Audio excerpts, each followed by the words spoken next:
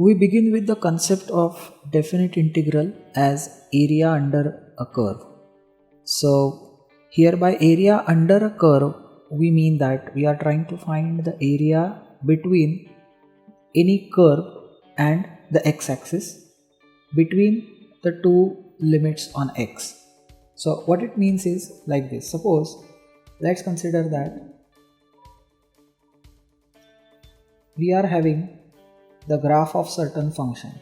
Okay, so here let's consider some function in general, that is y is equal to f of x, and between the two limits on x, which we call as say a and b,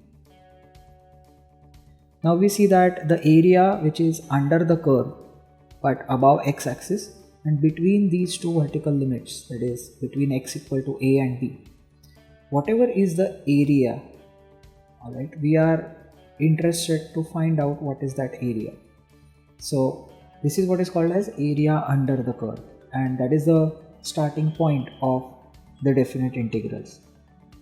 So moving ahead, we will see the different methods of how to calculate these areas, and we will also see the what is called as the fundamental theorem of calculus that gives us the simple way to calculate definite integrals.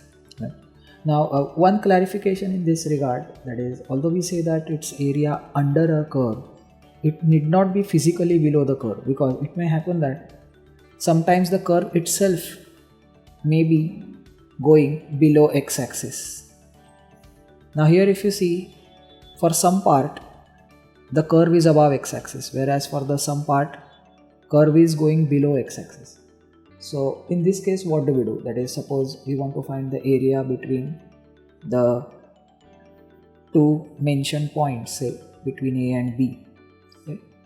So here the area for the first piece that is lying above the x-axis will look like this, whereas the other area is below the x-axis. Right? So we have to calculate the two areas separately and add them. That gives us the total required area. Now let's move ahead and see the two important methods that we use to calculate the definite integrals.